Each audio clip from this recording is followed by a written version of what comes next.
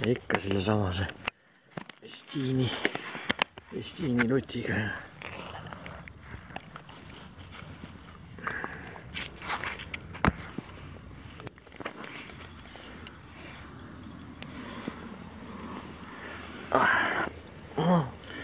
Ma arvan, no kilo kanti ta võib olla.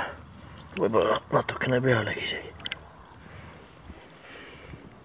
Apsti, oi kui ilus. Ja ikkagi nagu öeldakse, tuleb püüda nendega, millega püüavad maailmameistrid, ehk siis Vestiini kummiruttidega. Ja nii lihtne see ongi. Ei, ilus.